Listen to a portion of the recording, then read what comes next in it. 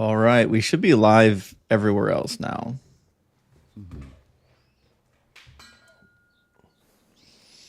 All right, we should be live everywhere else now. While we're waiting, or no, actually, we should probably like run the announcement, right? Like, hey, if you're watching this, you should join at tinyurl.com/uaguest. If you want to debate with us, if you disagree, if you think God is real, if you have the gumption, the audacity to defend that proposition, then we would love to hear from you for a respectful dialogue about whether or not God exists. I don't think anybody's here yet. Okay, that's fine. But if I jumped into yapping, then I don't know. I feel like it's like a weird. But I did want to know. So I'm like reading an argument. I'm reading a book that sets forward like an argument against miracles. And one interesting thing that it raises is that if miracles are true, if indeed like God is healing people from cancer, then like fundamental laws like the law of like conservation of energy, the law of like conservation of momentum, like these are like just completely out the window. Like these are not laws that They're like that sometimes exist. laws, yeah. Yeah. It's like, energy cannot be created or destroyed except when God does it. Like that's Right. Yeah. Let me make I'm sure. just not really sure. Yeah, I think what the author's point is that I haven't gotten deep enough into the book to know what the author's point is specifically, but it seems like what it means for a natural law to exist is like pretty like very ill defined if God is breaking them constantly. right. Yeah, I mean natural laws aren't supposed to have exceptions. Yeah. Ian, you upgraded to the SMB7? Oh no, I had the SMB7. I have two mics. I have the Electro Voice, whatever, and then I have By the the way, y'all, SMB7. we have a guest. Oh. Hey, what's up, Keaton? Just stopped He by can't hear because us. nobody else is here yet, and I just was wondering what got you back into streaming, because I thought you were taking a break for a while. I think after a while, I don't know. I think debate is my true calling. I think rhetoric is the thing that I want to do. It's Turns out video essays suck. yeah. Also, true. Unless True, if I you're don't like have H this- bomber or somebody. Yeah, I feel like I feel like I just don't have the gumption to The gall. yeah. I read like truly like a catastrophic number of books for the video essay. I think I was on like book number 10 by the time I quit. And it was like very informative, but I guess like part of it is also that I think in terms of conspiracy theories, which was the subject of it, I think we might just be cooked. I think it might just be over. Like honestly, I think like maybe like the way we get out of this is we just have like a bunch of like bad faith left wing propaganda to combat the bad faith right wing propaganda. I simply don't think that like the left wing strategy of like we'll just say true things and then inevitably the truth will win out. I just don't think that's true. I think like the right wing can always and constantly push out like more bullshit, more nonsense 10 times quicker than you'll be able to counter all of it. So I don't know. I think I'm just kind of like pessimistic on our media landscape. There was So- a famous philosopher who went by the name of what was his name? I forget what his name is. The Unabomber. The Unabomber. Yeah, Kaczynski. or whatever. Kaczynski said that the Industrial Revolution and its consequences were a mistake for human. I think he was true, but just like about 150 years behind. It's the internet and its consequences are devastating for humankind. Yeah, I agree with this. I think that I think social media combined with like a profit incentive is just like catastrophically bad for our information landscape. And I don't really think that there's much to do other than Die. I mean, on like the one hand, there's like all like the Marxist considerations for, Marxist prescriptions on what you do. But at that point, I would just be making a video essay about Marxism. So And you wouldn't be the first. yeah, exactly. Yeah. all roads lead to Karl Marx. Turns out. We've got one guest in the box. Oh wait, people we can do. barely hear me. All right, Let me we'll head let me on turn out. my stuff up. Wait, is this better? Am I clipping? No, you're You seem good. fine. Okay. Hey, am I better able to be heard? I think so. Let's see. Oh, you should be ready to go, hey, guys. If you believe in a god, join up on the TikTok stream or the YouTube stream. The link is on the screen. It's tinyurl.com/UA guest, and we can discuss. We'll have some respectful dialogue about whether or not your God exists. And Smokelahoma, thank you so much for the hearts. I appreciate that. Let's get. So that's a great name. Yeah, know. legendary Great name. name. Let's get Sapient in here. How you doing, Sapient? Hey guys, can you hear me? Yeah, we can hear you. Yeah. Yes. Oh, we good. can. All right. Yeah, I wasn't sure how good my Bluetooth headset would do here. Hey, yeah, I figured I'd come in and help you do a little prep work before you start cooking Theist. So let me go whenever you get a guest. But I'm a big fan, especially started watching Justin's channel. I love the approach. So. Hey, thanks, man. I appreciate it. Yeah, it's something we have in common. I'm also a big fan of Justin. Yeah, I wanted to talk to some atheists though about atheist things for a minute, if you don't mind. Yeah, like what?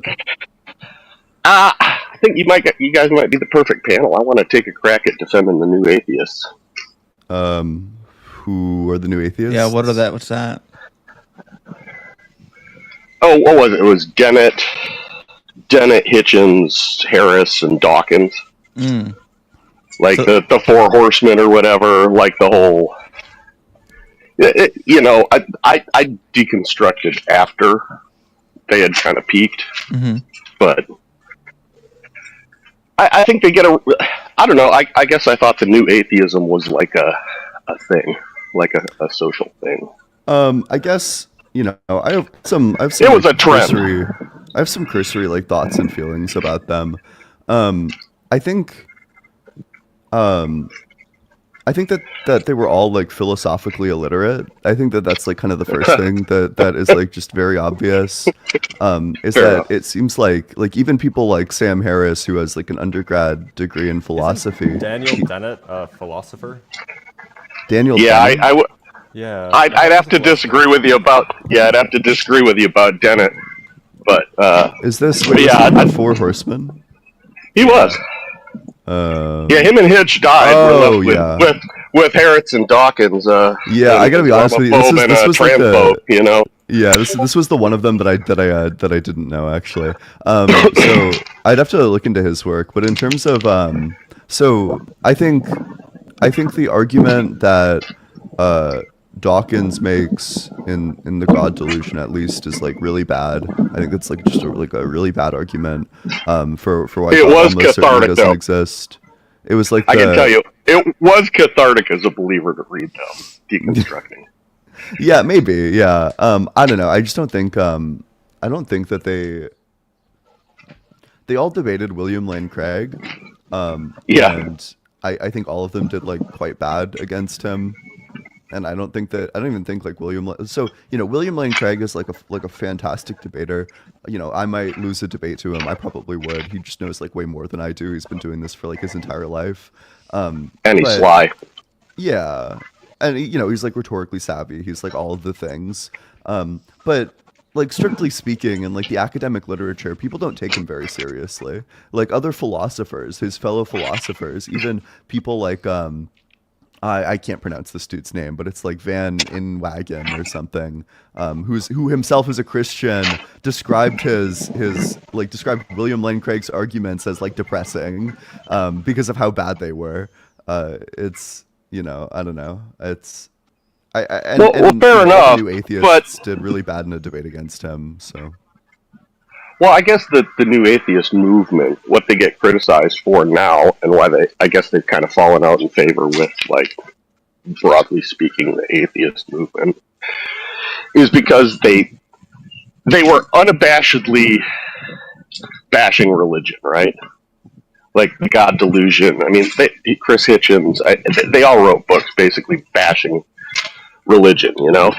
And the thought now is, which I tend to agree with, is that, you know, religion may be bad, but it's probably necessary, right?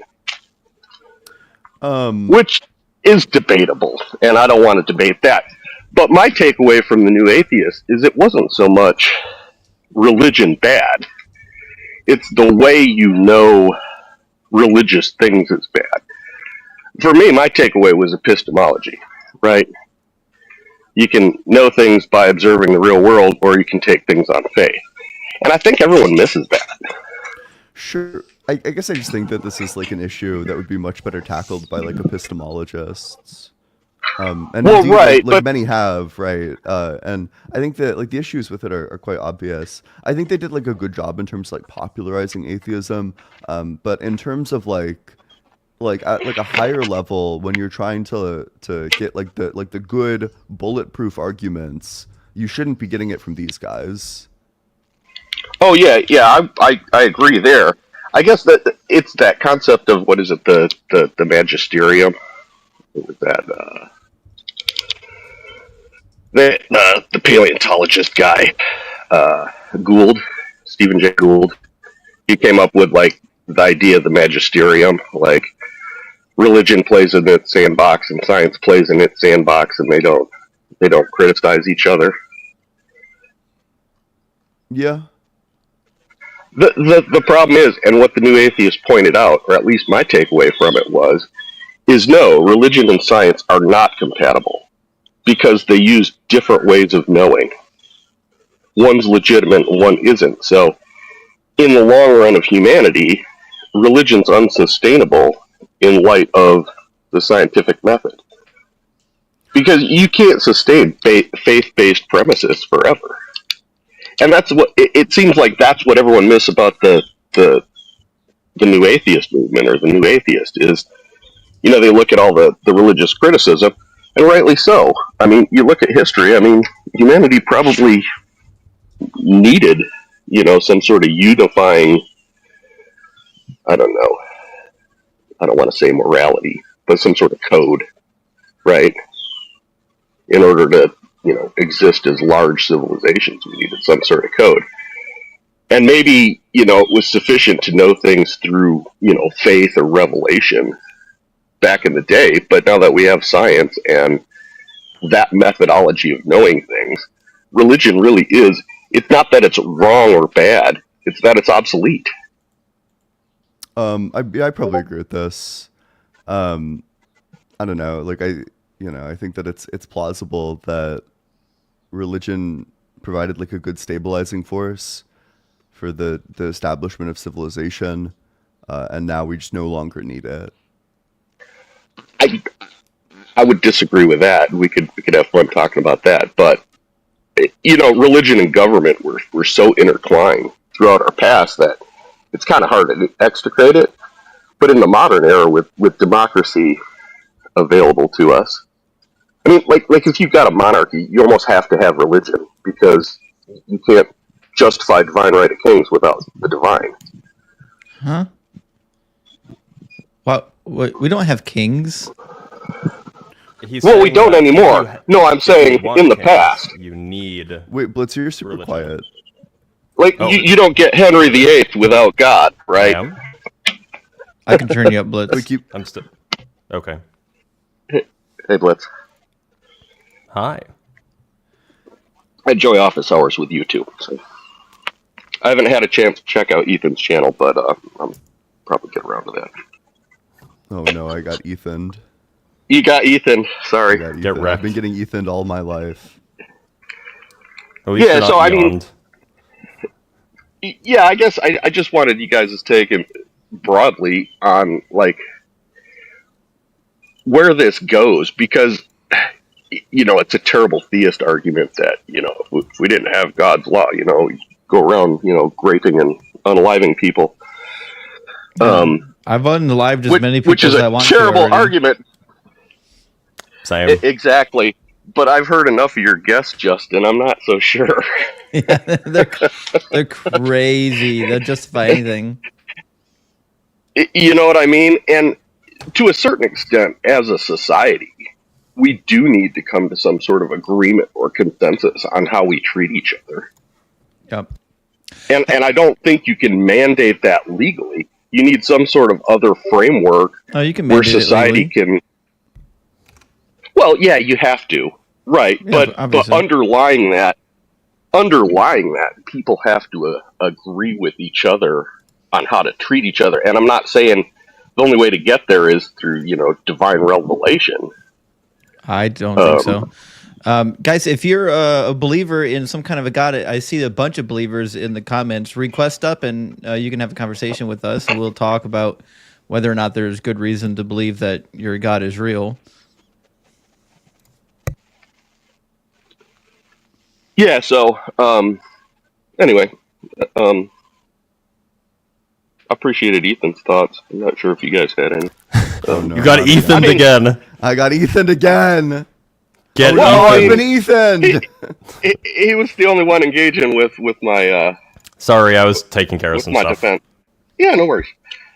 They switched the time on us, and now we're all short an hour. Damn it! Yeah, ain't that the truth? I woke up to it. I didn't realize that was happening last night. That's how it usually goes. Usually you wake up to it. Yeah, literally, you like wake up and you're like, something's wrong.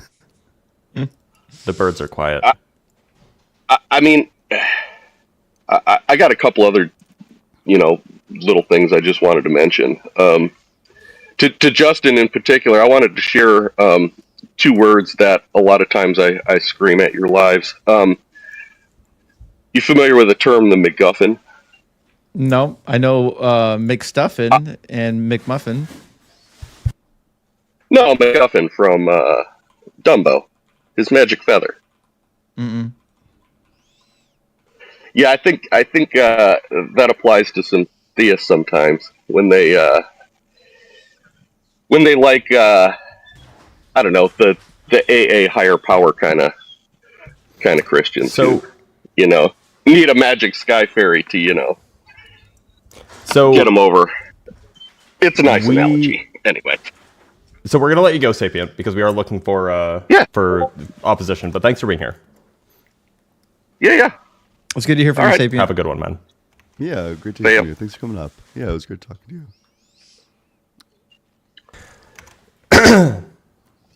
In the meantime, if you're watching from YouTube or from TikTok or Facebook, are we on Facebook and Twitch? Are we on all of these places? We're everywhere. Instagram. Anyway, if you're wherever you're watching from, there's a really great link that you can just type into your little browser on your phone. It's tinyurl.com/uaguest. If you disagree with us, that's the place to go. And then you can yell at us. In fact, the better. It's even better if you yell at us and call us names because then we get more views. And that's what we really want. We just want those like big number go up. That's the goal here, right? So, come in here, but also good conversations are also what we want technically.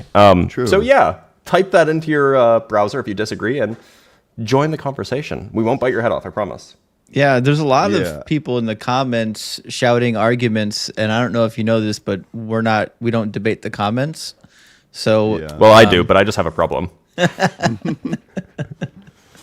let me set up before I forget. Let me set up our super chat window so we can read people's super chats because we've already got one in here from Jerry. Big W, Jerry.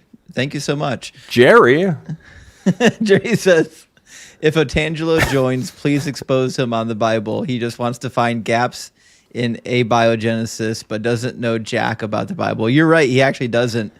Last time we talked to him, we briefly turned to the Bible, and he ran as far and as fast as he could from it. So, Otangelo is coming for us. He'll be here. We have the spike feeders in the comments. I don't know if any of you all play Magic the Gathering if you're in the comments anywhere, but on YouTube we have the official the spike feeders commenting.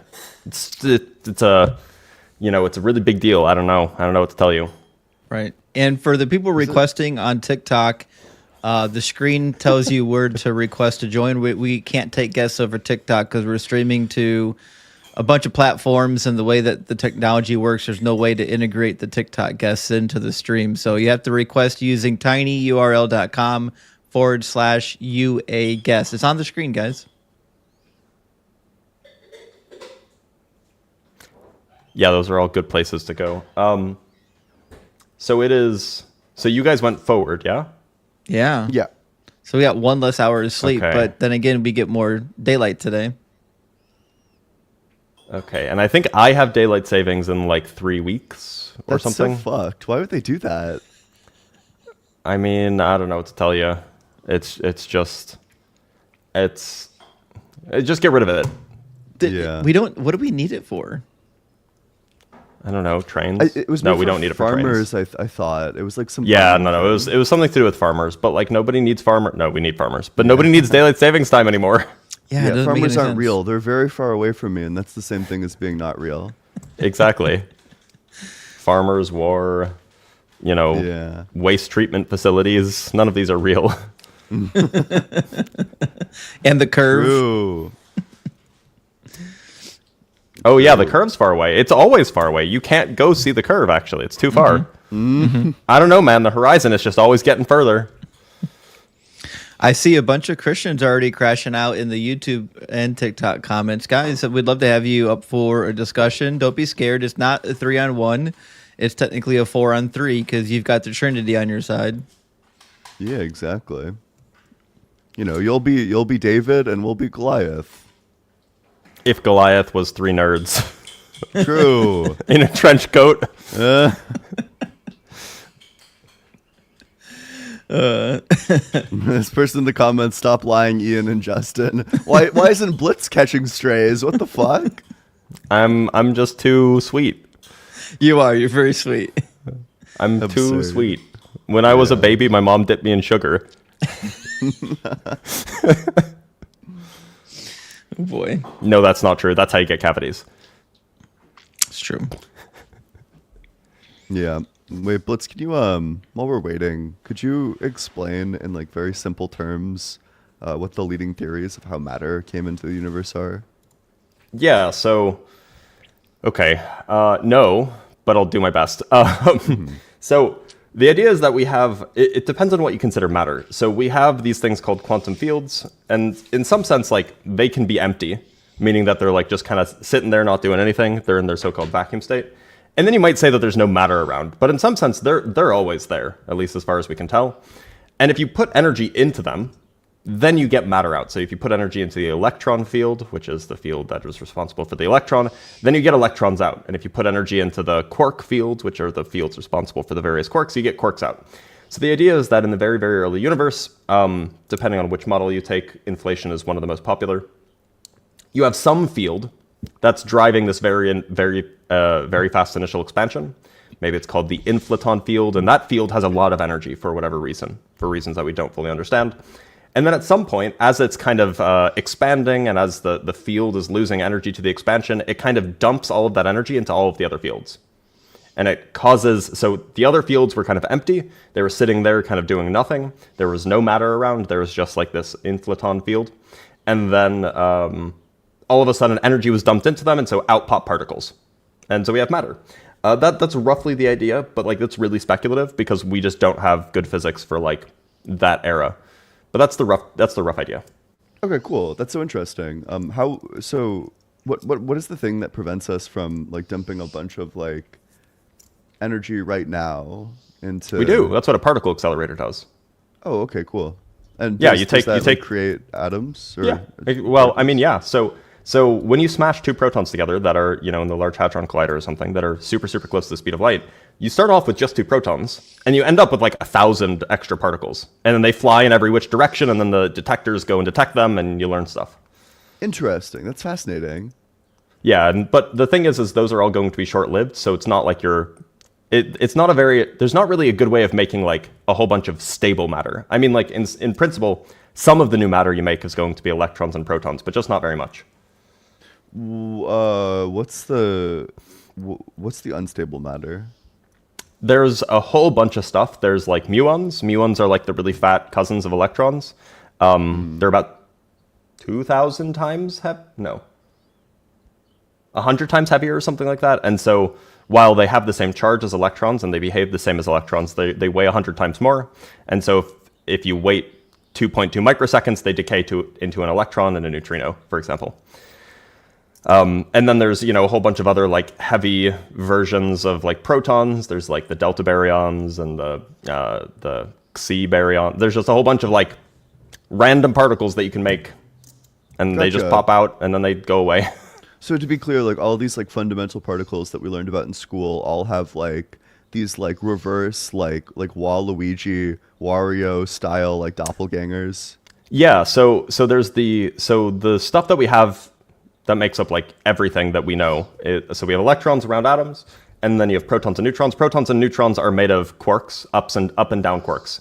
But each one of those three has two other cousins that behave identically but weigh significantly more. Then there's also neutrinos, and neutrinos are always stable, but they kind of don't do much.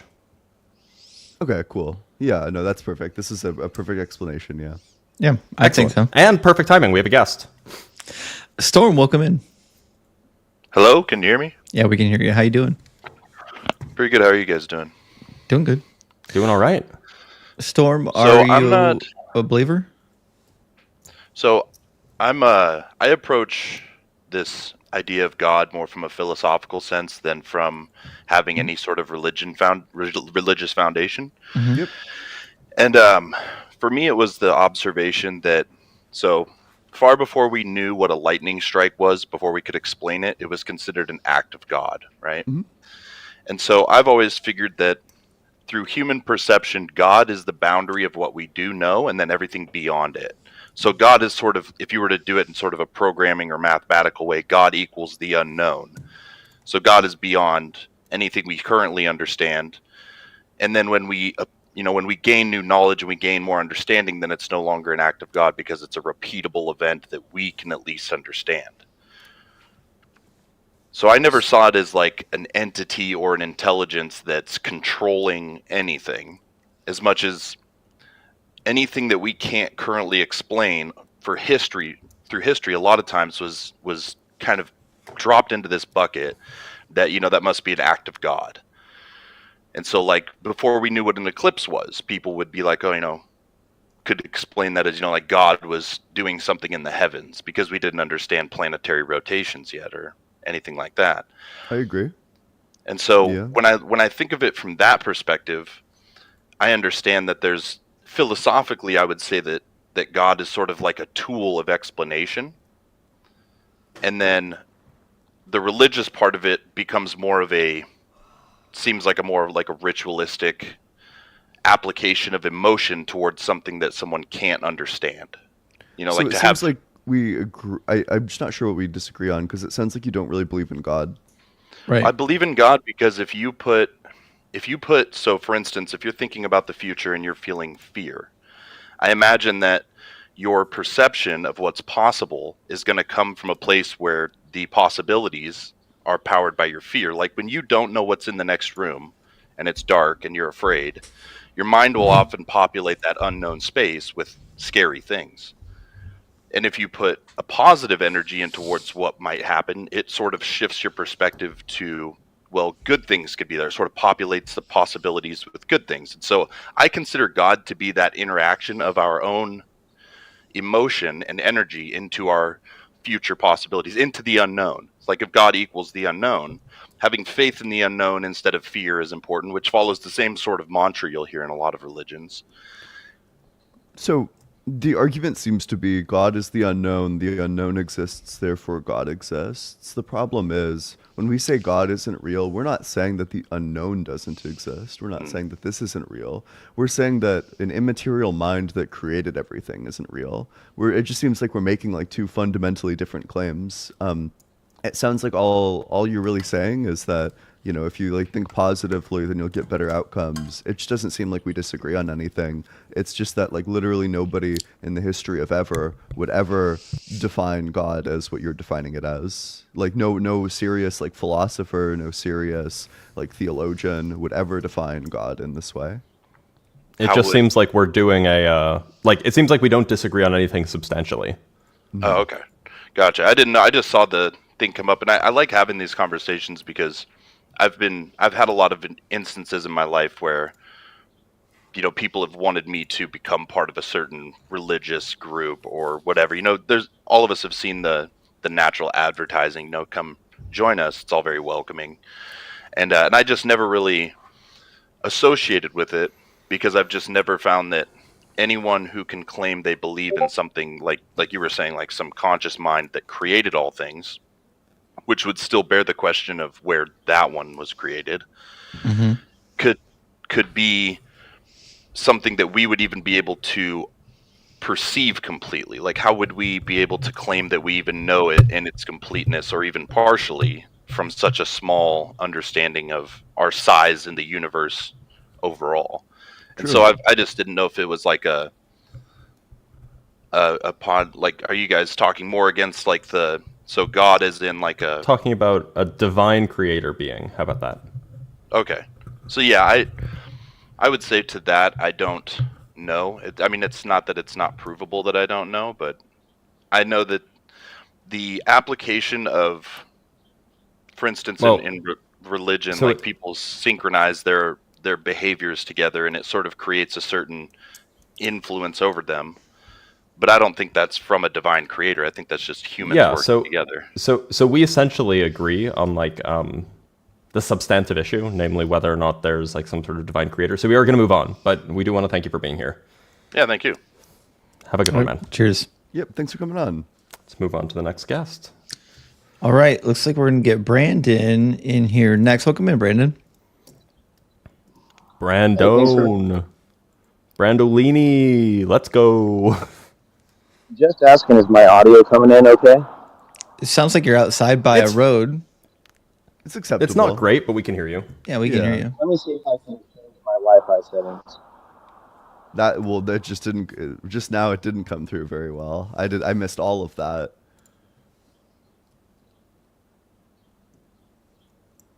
I think we're okay though. Oh. Hey, we lost somebody. Hold on, we're gonna back room. I think he just refreshed the page. Yeah, I think he did. Yeah, he's dipped out and come back in like a number of times. Mm-hmm. He'll be back. He'll be back. I think he does have bad Wi-Fi. Could be. Yeah. Could be. I wonder if we gotta start stipulating like Must have good Wi-Fi. no, like God of the Bible, Torah, or Quran. I feel like with this specifically, and Justin, I don't know because you do tiny URL stuff all the time.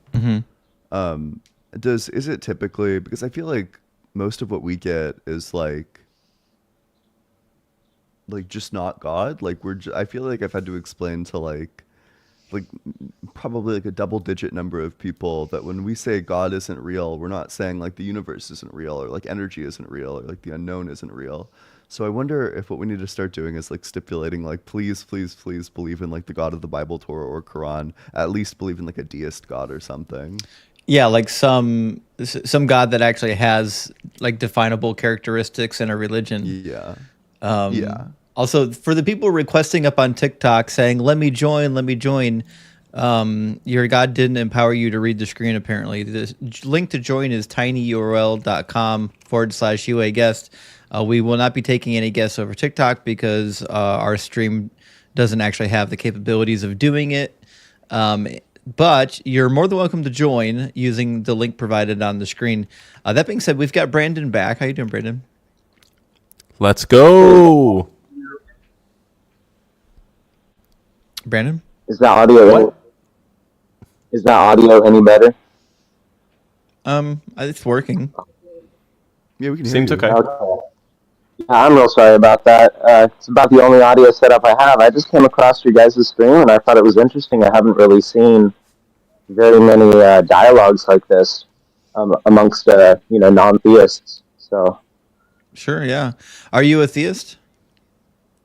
I am. I'm actually a Bible-believing Christian. So Sure. I would refer to myself as maybe like a Walmart Christian. I'm probably a pretty good litmus test. So Okay, so you're like a creaster. You go to Christmas and Easter service? no, I do go every Sunday. I'm just maybe not as educated as maybe some other Christians out there. I Sure. do read the Bible, but I don't have any sort of seminary training or anything like that. So, Hmm. Yeah. Is there a reason why you're a Christian? Like, why do you believe in this faith? I think at first, like, it just kind of, it was explained to me and it made sense to me at the time. And then as I've done more and more, I suppose reading and delving into the scripture, it's made sense not just in my head, but also, I suppose like what you guys may refer to as like, I suppose like a pathological sense. I see it as a spiritual sense. It resonates with me. I feel like in my soul. Um, so it's kind of it's multifaceted, I suppose. I think that the argument for Christ's deity is pretty strong. Sure. Um, What would be the argument that would lead you to such a strong conclusion? yeah, so I mean, at first, reading about some of the, um, I suppose, just the historicity of the, some of the scholars at the time, they didn't necessarily deny that he didn't exist, and so, Sure. I think a lot of people agree that Jesus, just as like the historical figure, most likely did exist. I Um, think we agree. I mean, I think Jesus existed, but like I also think that Muhammad existed, and I don't believe in Muhammad's religion. You know. yeah, no, fair enough. Yeah, no, fair enough. I think the thing that separates it is, did he die and then resurrect 3 days later, right? Did Hmm. he rise from the dead 3 days later? That's the big thing that separates, Sure. Yeah. And I think that many witness accounts testifying that he did in fact appear 3 days later is Like pretty compelling. like who? Um, Go ahead, sorry. Who are the witnesses? So the gospel accounts are a note of that, of course. But Which, as far as I don't think that the go ahead. gospel accounts claim to be witnesses. Like they're anonymous for starters, which is kind of the first issue with the gospels. But also, Mark wasn't a disciple, and he was the earliest gospel writer. He was just a cousin of Barnabas, according to Colossians, and he was writing, 30 years later, and then the other gospel authors copied him. We don't know who the gospel authors are, and so it's hard to say that they were eyewitnesses to anything. Right, and so when we look at like biographies, I suppose, let's say Alexander the Great, for example, there was secondary and tertiary sources Hmm. that backed up that he did in fact exist. Well over 100 years later, but we know he existed, right? And there are several accounts that we can, just because of cross referencing, we know probably happened. And I think that the gospel accounts are fairly early. Um, in comparison to some other historical figures. And, they use secondary witness accounts, which is pretty good for that Well, time. I wouldn't think so. I mean, do you believe Julius Caesar resurrected from the dead? Because there was a multitude of witnesses that saw Julius Caesar ascend into heaven. No, and that's a fair point. Like, I can concede that, definitely. Right. I think resurrection I think, accounts were pretty common. yeah, a lot of people did, attest to that. And, Muhammad, for example, attested that he rose into the sky on, like, a rock in a dream, and then, like, was given, divine revelation as well. And so, people claim all sorts of things. So, I think what separates Christ primarily is the fact that the witnesses that said that they rose from the dead were actively persecuted and then did not recant their testimony. Oh, how do you know that? And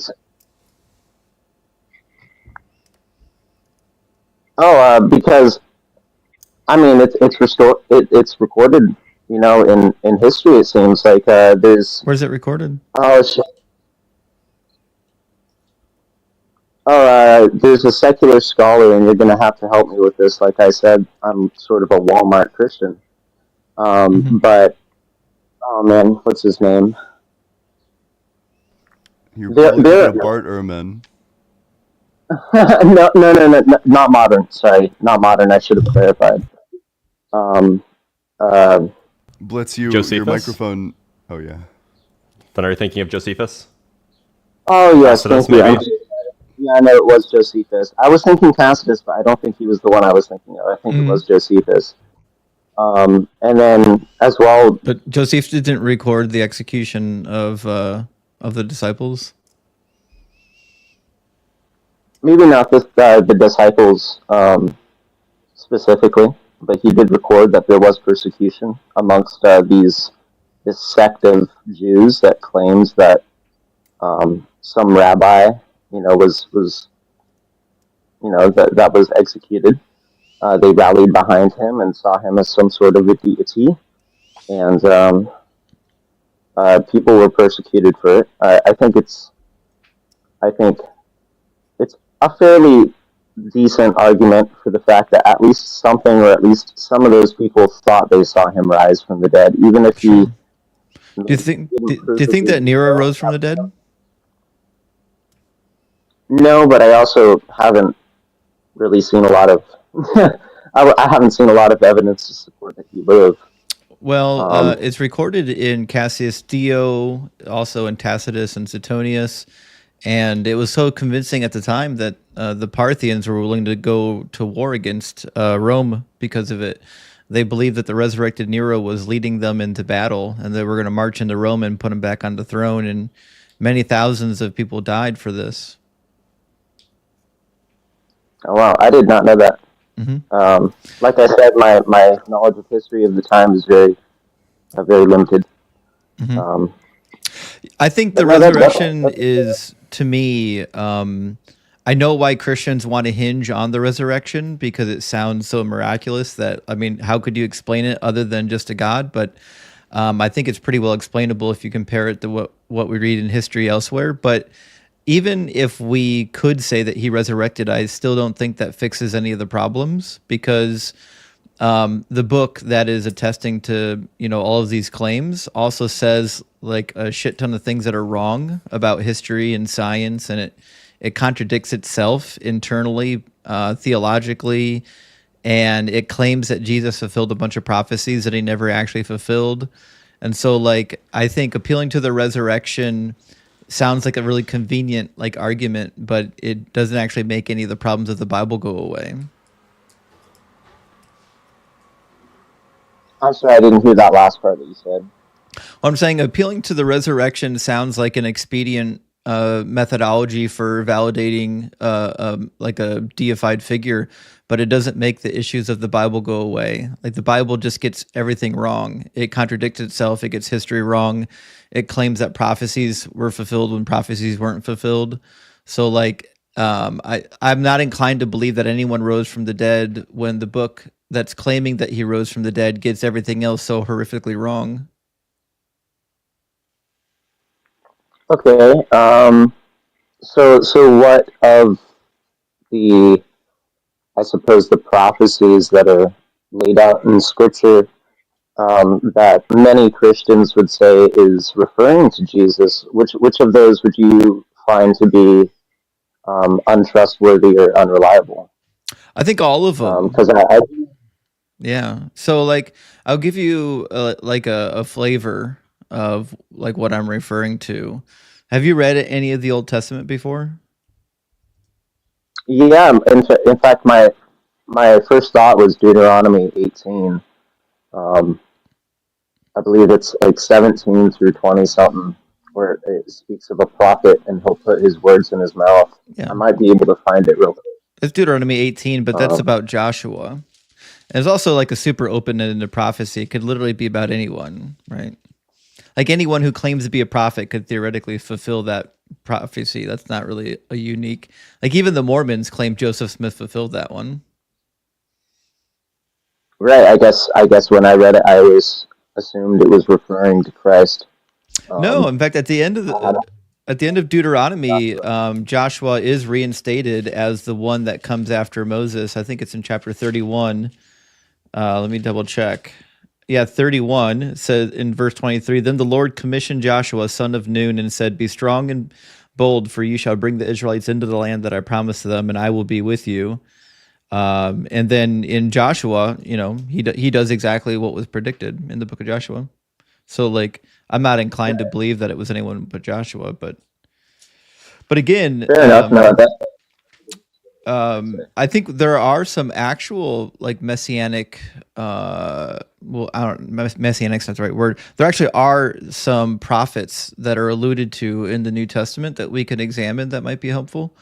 So, for example, the story when Joseph and Mary took Jesus to Egypt so he wouldn't get unalived by Herod.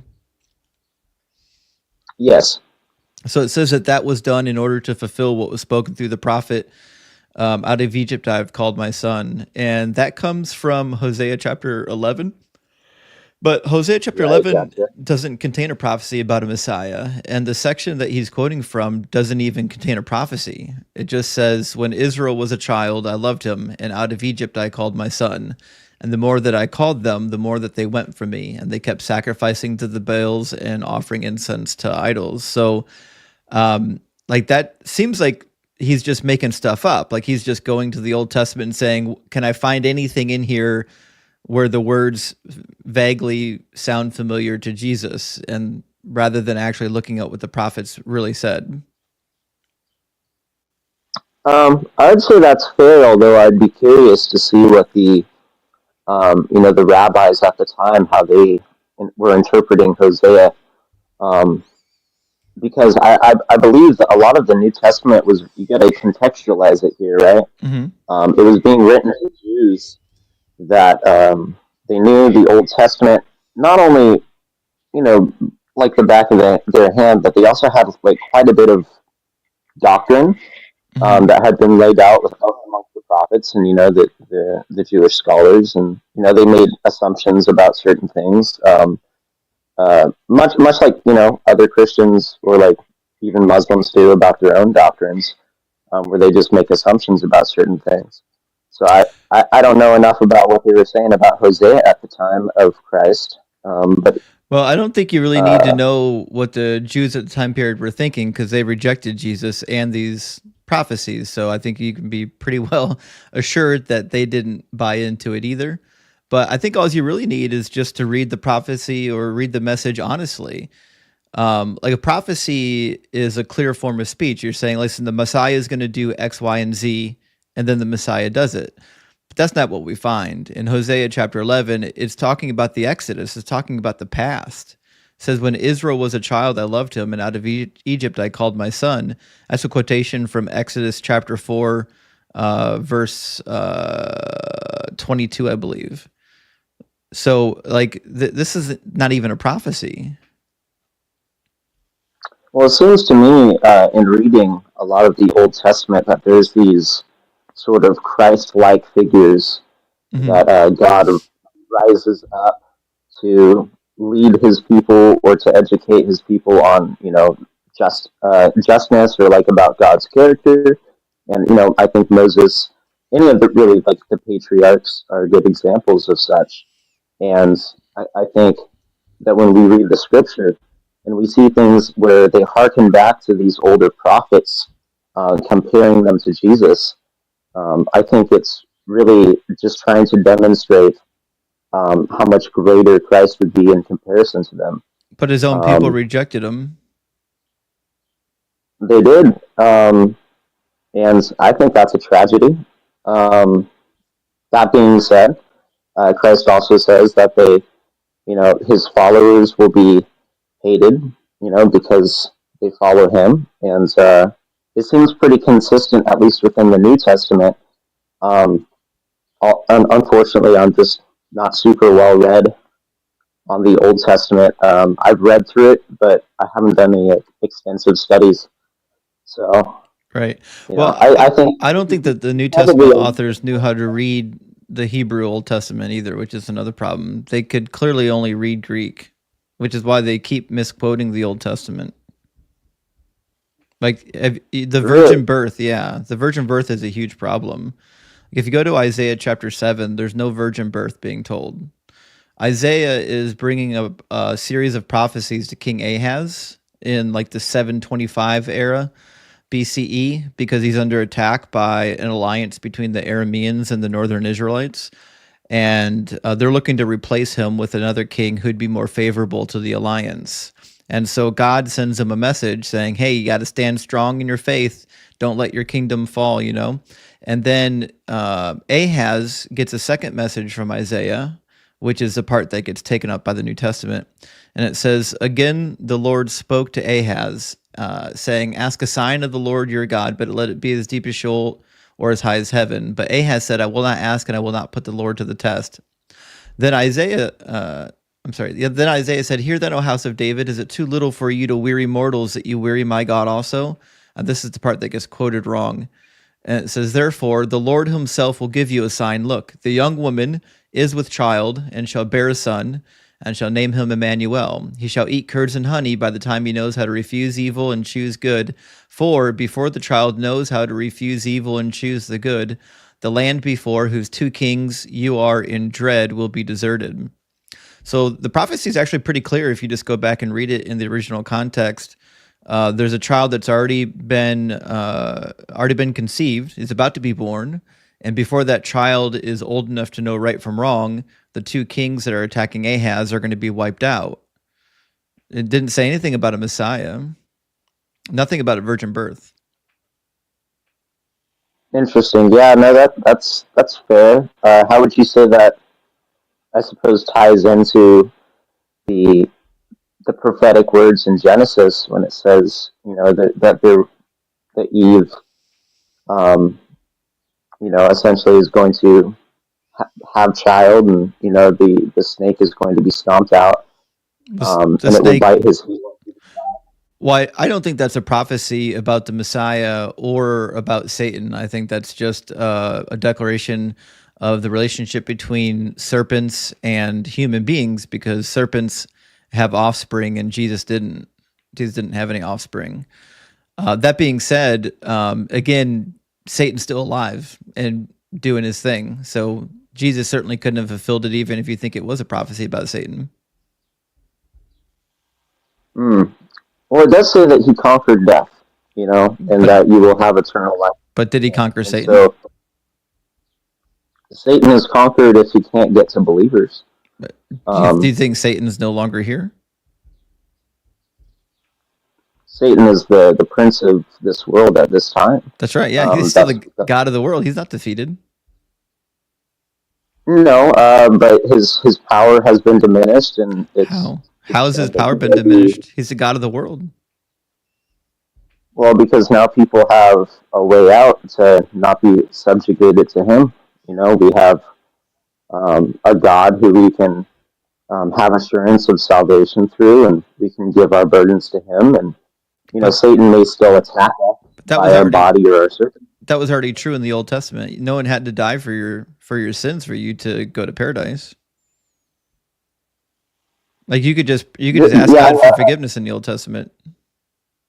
That's true, but their sins still had to be atoned for, and at the time they were doing so with animal sacrifice. No, your sins didn't have to be atoned for. There's like a dozen examples of people being forgiven in the Old Testament without sacrificing anything. Well, like King David, of course, but it's also, I suppose, the way it's been explained to me is that the sacrifices, the animal sacrifices, were put in place so that people understood the weight of their sin. Sure. And David already understood the weight of sin, and so he was covered under Christ. That's what makes sense to me, at least. So then everybody would be covered under Christ then? Only if they understood the weight of their sin and fully repented. So you're kind of like adding a hermeneutic to the Bible that doesn't actually exist now. Like you're just suggesting that nobody outside of David knew that sin was bad. No, I think David is one of many. I do think that. I think that there was many others. I don't think David really knew the weight of his sin, which is why he kept sinning all the time. Well, I think all of us sin all the time, even if we know the weight of our sin. I think that's what makes us human. Right. I don't think David was special is what I'm saying.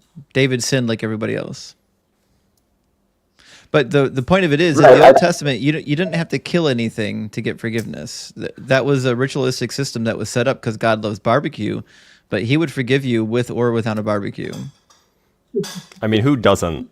Like, It's a pleasing aroma. No, no, I see what you're saying, you know, and I suppose it just makes sense to me that the people at the time, you know, whether it be true or not, the scriptures in the Old Testament outline that Israel, despite being given many chances, kept resorting to wickedness. Sure. And so it seems to me reasonable that God may put in place a system in which they have to sacrifice or give up things that are important, such as meat or such as, you know, incense, things like goods, luxury things. A tenth of an ephah of flour. Yeah, exactly. You know, and it's like, you know, to represent how much, like, if it only costs them that much, imagine how much it would affect God. Is I think what was. So I think adding Jesus into the equation makes it worse, because you're saying now, not only do you have to ask God for forgiveness, but you have to believe in this imaginary being that rose from the dead and did like a bunch of miracles, but also is a complete contradiction to the Old Testament theological system. So like to me, the whole Jesus narrative makes it more improbable that people are going to repent of their sins, because you're adding a new burden. The burden is you have to believe the sky carcass. But I feel like the burden of belief is a lot easier of a yoke than having to sacrifice It's not. animals. Nope. It's a burden of belief in something that has no evidence. That's the problem, right? So if I said, listen, in order for you to be, if I said, yesterday you could just pray to God and get forgiven, but now, in order to get forgiveness, you have to believe that there is a magic unicorn that lives in my garage that grants forgiveness for all your sins. Well, I'm listen, it's great that there's a magic unicorn, but there's no evidence for it. And now I've just placed a burden in front of you that's too heavy for you to lift, because now you have to believe in something that you have no evidence for in order to get that forgiveness, which you would have had prior to the unicorn existing. Okay. I see what you're saying as well. Let me propose this. So, if you have faith in something that you have no evidence for, how is that costing you anything? Well, I think it's just being delusional. Like, why would you have faith in something you have no evidence for? Like, do you have faith in Vishnu? No, but I also didn't grow up over there. So, right. You know, that could. One way to see why this is a problem is because, like, having faith alone that's not all it is, right? Like, you say you go to church every Sunday, for example, right? That eats up 3 hours a week of your time that could be better spent, gardening or something. So like people say like, oh, there's no cost if I'm wrong, what went, I didn't, it's not a big deal. Like, it doesn't matter, but like it does. Like, depending on how religious you are, depending on how strong your faith is, you spend a lot of time thinking about this and reading about it and talking about it and praying about it and all of this stuff, right? Like those things add up. I would say there's a time cost, but if that time is being dedicated to things that bring me fulfillment or joy, I would say it's not a waste of time. And it does bring me joy. I think a lot of Christians, like myself, they go to church and they hear the reading from the Bible, and maybe some of them are nominal Christians, but I believe there are many that find enrichment in the fellowship with other believers, and they find enrichment in having the Scripture explained to them in ways they hadn't heard. And I think it strengthens their faith. It brings them joy, joy in their Creator, and joy in their salvation. I don't think that you can replace that sort of feeling, but even if you think that it's a waste of time, it's certainly not a waste of time for that individual. Have you ever been to a bowling club? No, I'm terrible at bowling. Well, that's a good way to replace that camaraderie. Mm-hmm. Everybody likes bowling. Yeah, wouldn't you be happier as the highest ranked Magneto player in Marvel Rivals? Based, Ian. I think the problem was saying that like we need religion because religion provides like social benefits. I think that can be troubling because it also provides like horrific things. Like it causes people to be marginalized. It also causes families to be split up. And I mean, we could talk about the horrors of the Inquisition and, the horrors of, what they were doing to their own people just for having new ideas. So like, yeah, the social aspect is great, but like, I don't know if you need the religion for the social aspect, especially when it carries all the baggage with it.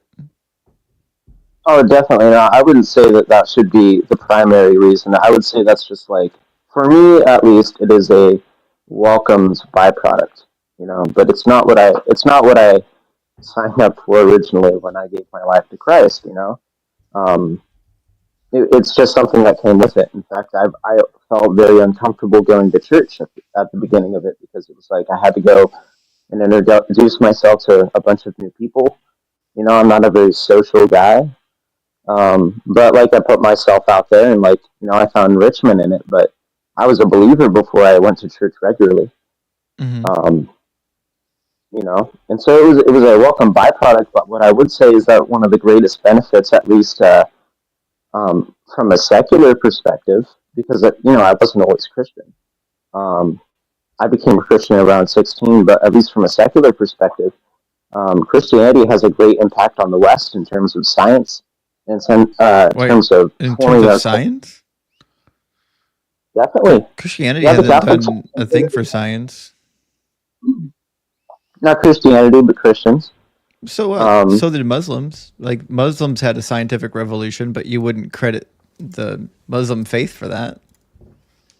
But they're both religious, and so religion had a hand in it, did it not? No. The Soviets also did a lot of really great things for science, by the way, and they were atheist. Right.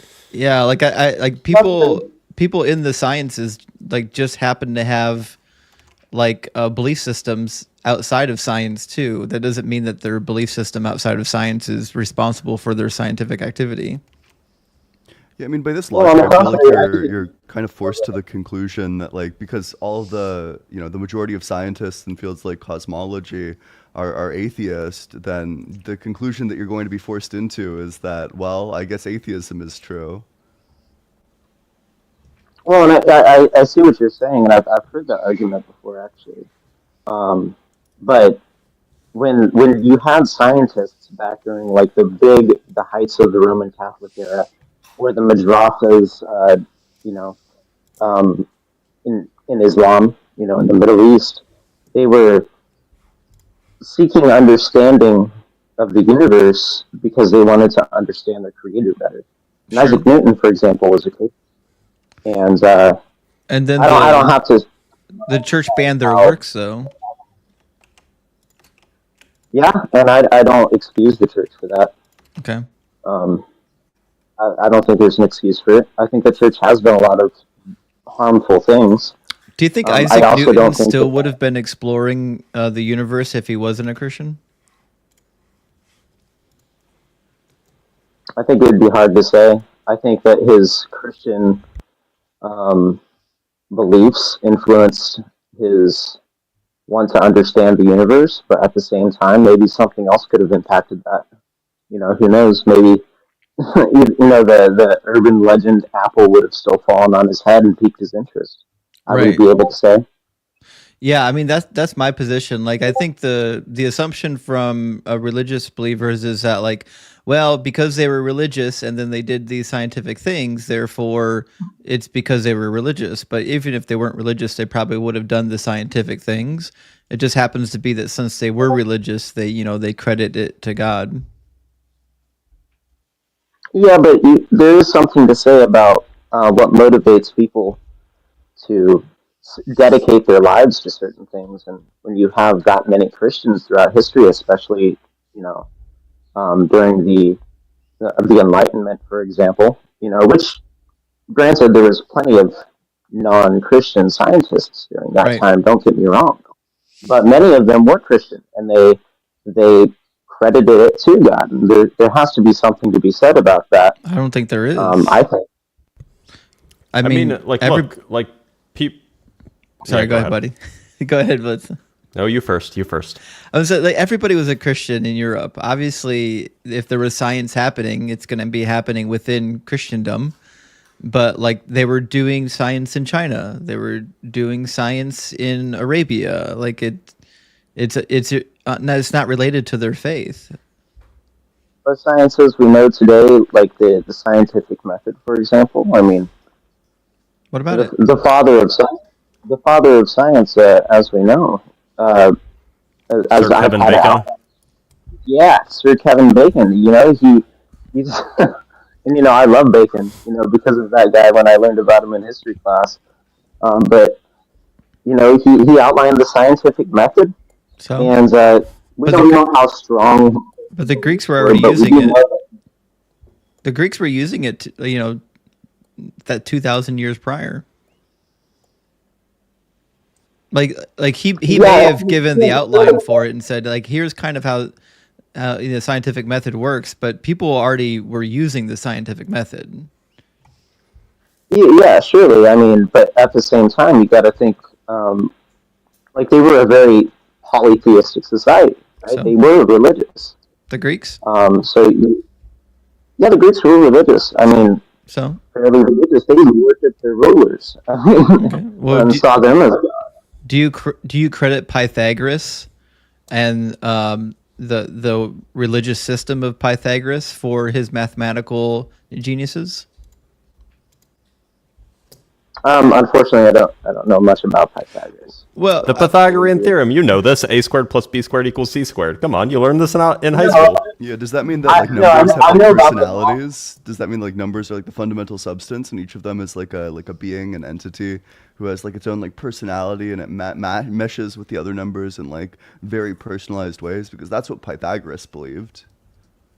I do know about the Pythagorean theorem. I just didn't know Right. anything about him specifically. But so he had a religious was a wacko. system. He was a little bit crazy. He had a religious system, but you don't credit his religion for all of his mathematical findings, do you?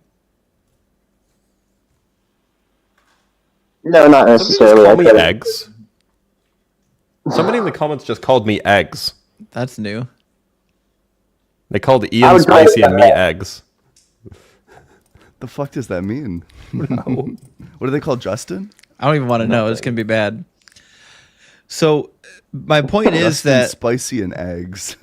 like the criteria or the method that you're using is Christians did a thing, therefore Christianity, but you wouldn't do that with anything else. You wouldn't say Pythagoras did a thing, therefore Pythagoras is religion, or you wouldn't say Arabs did a thing, therefore whatever their various religions were, because pre-Muhammad they had various religions. So like I just don't think you're applying this method of thinking across the board. You're like special pleading for Christianity. Well, in fairness, that is the position I've put myself in, is to plead on behalf of Christianity. There are many things that I would credit to the furthering of science as well. Like the madrasa, I already mentioned them, was a religious but also a very scholarly and scientific school. That they popped up everywhere in the Middle East, and I think that our number system as it stands, the base 10 number system, from what I've read, originated in the madrasas in the Middle East. But I also don't think that they would have had the funding or the ability to build those temples or research as much if they, granted, it was a lot of the time through war, but like it was paid for by the religion because of what they did with it. I think Christianity, on the flip side, I think it drove a lot of people to want to understand their universe and their creator, because they loved their universe. They loved the universe that their creator had created for them. I think that pushed them towards wanting to invest their time and money, which, by the way, the Catholic Church funded a lot of these research things, and sure, maybe some of them got, I doubt I suppose, that they funded it, being that they were banning them and locking them in towers and excommunicating people. Like they certainly weren't funding it. Are you familiar with the Librorum Prohibitorum? Expecto no. Patronum. I don't speak Latin. I don't know what it is. It's a list of books and works that were completely banned, and if you were caught with one of them, or if you were caught printing them, then you would be excommunicated and or executed. And it started way back in the 1500s. They kept it all the way into the 1960s, actually. But for hundreds of years, they were literally like executing people for like doing science and having science literature. Yeah, I didn't know about that. Yeah, it's got like all the biggest names you've ever heard of. In fact, Giordano Bruno was literally executed by the church for doing science. And then you've got all the famous Galileo. ones. Yeah, Galileo was stuck in house arrest for the rest of his life, right? Yep. And there's also Francis Bacon is on the list. Machiavelli. Don't you mean Kevin Bacon? So I like Kevin Bacon better. He's got good moves. But even like non-Christian scholars, you think that they're just doing it because they want to get like the Christian scientists out of there. But even Maimonides was on the list. He was Jewish. John Locke is on the list. Voltaire is on the list. David Hume is on the list. So like if you didn't agree with the teachings of the church, they would deal with you very harshly. They were not inspiring people to think outside the box.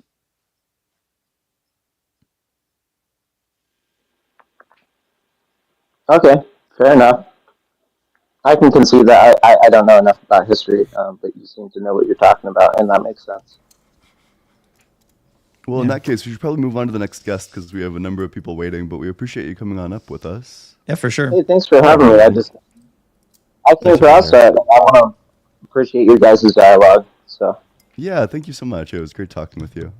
Science, bless you. Have a great one, Brandon. Cheers. When somebody All right, up next is Kale. When somebody says I'll pray for you upon leaving, we need to make up something comparable, but I don't know what yet. Yeah. We got some super chats. UOFL fan 01, thank you so much for the $5 super chat. Says, where is Jesus quoting from when he says that the Son of Man has to die and rise? I can't seem to find anything so far, and you won't, because there's nothing in the Old Testament that refers to Messiah dying and rising. The closest you'll get is twisting some passages out of context saying that he has to die, but certainly nothing about rising. And Eric Stanford, good to see you, buddy. Thank you for the super chat. It says, all praise Doug, the rock upon which I stand, and praise Sharon Stone and the holy siblings, Rocky and Woody, the real truth. Amen. The firm rock of our foundation, the stone that the builders rejected is now the cornerstone. And Brandon, thank you so much for the $1 super thanks. I appreciate that. All right, guys, we're going to keep on rolling. We're going to get Kale in the box. Kale. Yep, sounds good to me. How you doing, Kale? Hello, you hear me? Howdy. Yep. What you got for us? Well, I don't know if you remember, but I think I debated the Blitz guy before. Maybe. But, I don't remember. okay, It's just to possible, make though. sure, you guys are all like atheists, right? Yeah. Yep. Okay, so my biggest, I guess you could say, gripe, I guess, with atheists is you guys. Wait, did you have an argument, or did you just want to complain about atheists? No, it's an argument. Okay, we want the argument. It could be both, I guess. A gripe. I was using it kind of interchangeable, but when you guys it's okay. are Go ahead. Go ahead. when you guys are materialist, so you only believe in the immaterial, where you can kind of observe. Do you disagree? Well, so technically, that doesn't necessarily follow from atheism. You could be like an atheist and like a dualist. You could be an atheist and like an idealist. You can be an atheist and like a quietist. But sure, let's say that all three of us are materialists. Then what? Do you believe? Let me ask you. Do you believe in anything immaterial? I'm agnostic to the question. Maybe I'm a Platonist about certain types of entities. I don't know. Gross. Certain types of entities. What is that? Yeah, mean? like maybe like propositional Platonism is true. Maybe like number Platonism is true. So like a I don't know. god. Like I think there's like good arguments on both sides. So So I'm like a agnostic god? to it. No, because God is Like a an mind and numbers immaterial don't have a being? mind. No, an immaterial being isn't all God is. God is specifically an immaterial mind that created everything. I'd say that's the large part That a is the quality of God definition. is That's that the he's an definition of God. immaterial Yeah. being. So he is an immaterial being, specifically one that created everything. Yeah, I'd say that's a quality of God. Do you guys also agree with Ian here? I'm a not sure what's nominalist. to agree or disagree with, right? Like I'm just saying I'm agnostic to the existence of possibly like abstract objects. Like I'm not really sure what are they gonna agree or disagree with. Yeah, Abstract objects aren't real. Get wrecked. Like, Yeah. Like I'm open to the possibility of them existing. I'm open to the possibility of them not existing. I think it just requires further reading on my part because there's. I'm saying, are the rest of you agnostic on that, like Ian is, I guess? I mean, my position is that like I don't believe that abstract objects exist. Obviously, if there was a good argument that they did exist, I'd be happy to accept it. I just haven't heard one. yeah, I'm a nominalist, so like, I think everything's just word games anyway. Okay, True, based quietism. Okay, so you I guess don't believe in it. You don't. But I what's want the to see argument, what. right? Like this isn't. Let's say that all three of us are materialists. Then what? I would just say that I would disagree. I don't believe that everything is material, and I'd say I think people know that in their heart. I think when you love So, your child. mind Hold on, can I reading? finish?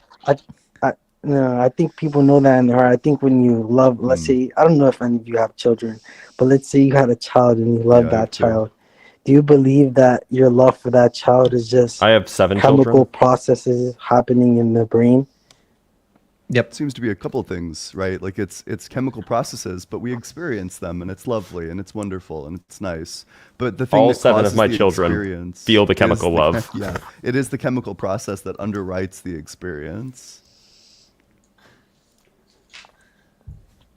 I'm saying I feel like a lot of people would have, I guess, issues with that because I feel like as humans, we are burdened with the question of, I guess, more like a purpose or beyond. Like, do you guys believe in purpose? Why you do think why do some there- people not have the ability to love? It's because they don't have that What part of do their you mean by soul. who doesn't have the Ayo. ability to love? They don't have the love part of the soul. Yeah. How would you know that? Why does it suspiciously correlate with like a complete lack of things like oxytocin? Oh, first of all, what constitutes love? What is love? You would have to answer that first, and then Yeah, second, it's what do you it's a what do you feeling mean by caused by saying someone who oxytocin. doesn't experience love? How would you know that? Yeah, just like people who have like medical conditions that prevent them from experiencing love. Mm-hmm. I'm saying for you to say that, you would have to tell me what love is. Can you it's tell a me that? feeling Wasn't caused there a by 90s song about oxytocin. this? What is Baby, love? don't Okay, hurt that me. was funny. Don't hurt me. No more. Yeah. But like, I mean, really, like, we could talk about like, what is love, and I don't think that you have an answer any more than we do, even if we're strictly materialists and you're some sort of theist. Like, at best, you'll say, "Oh, love is God," and then we're stuck because what's that? Yeah. I'd say it's something that is a feeling first and foremost, We agree. That's and what we without said. that feeling, you said that love was a He doesn't feeling. even know what we said because he wasn't listening. But yeah, we Mm. said it was a feeling. Yeah. You said that I would say love is God, and then you Or said something. what is God, and then you said it. I'm saying love. I'm saying it's a feeling. I'm saying the feeling We or the agree. presence of God. That's also Oh, a we feeling. disagree. And I'm saying for you to feel that, it would prove the existence of God to you. We Have you felt that disagree. feeling? Wait. It's a feeling, not a God. Go Yeah. ahead, Ian. But have you I'm felt just gonna ask a dumb that feeling? question. Yeah, we've all felt that feeling. Yeah. So you felt the feeling of God, but still We felt the deny feeling of love. We existence? reject that love is the feeling of God. Oh, no. So you answer yes or no. You felt the feeling of God. You just said yes. No. I haven't felt the feeling of God. No, you haven't. Okay, let me ask. Negatory. So when I'm saying the proof of an existence of God comes from a feeling, and you haven't We felt that disagree. feeling, how can you say? You have to give the argument that feelings are God first. Yeah.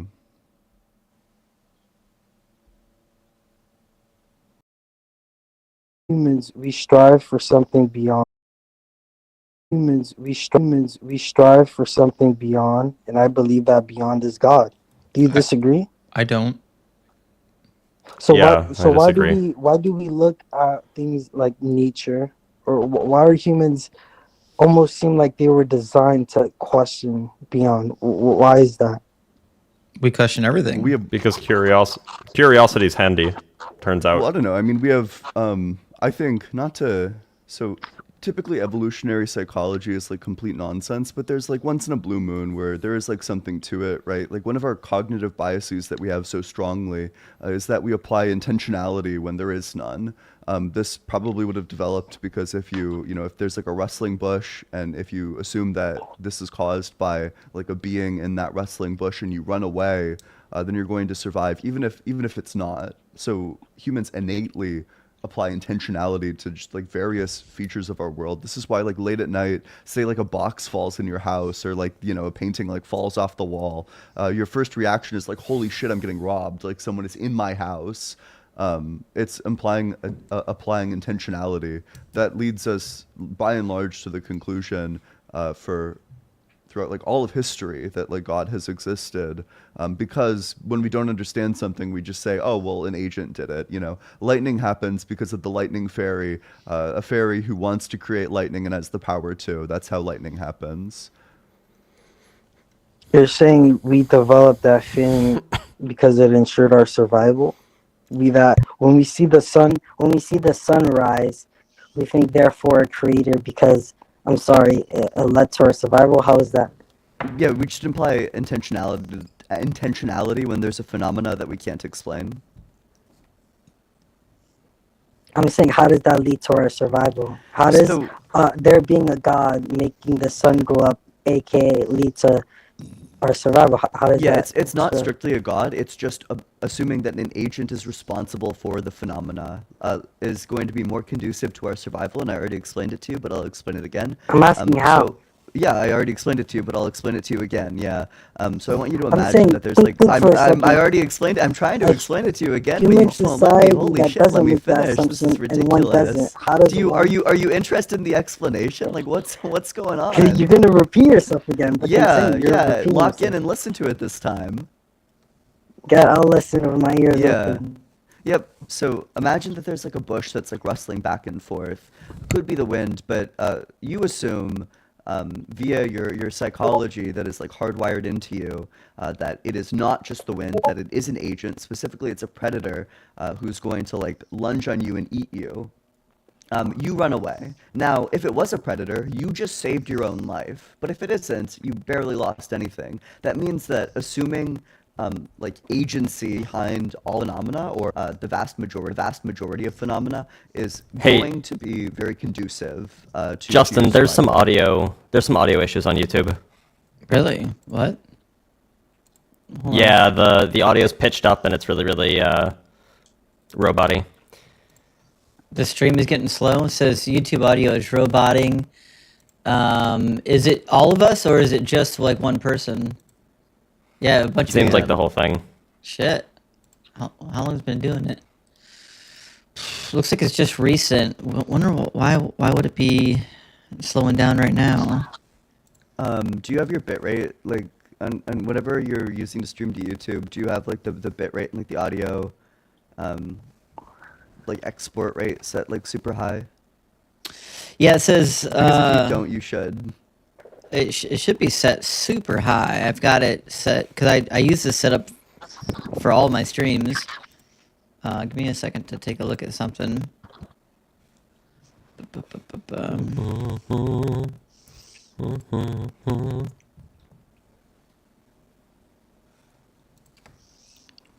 I mean, yeah, it's set to all the standard settings that I typically use. So if it's lagging, I'm not sure why it's lagging. Is it doing the same thing on TikTok, guys? I think TikTok's okay.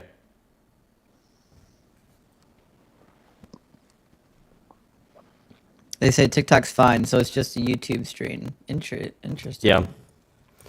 So weird. Can I continue?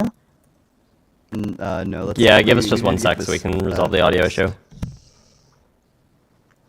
Yeah, I mean, I guess I could restart the The YouTube live. Yeah, I could do that if we needed to.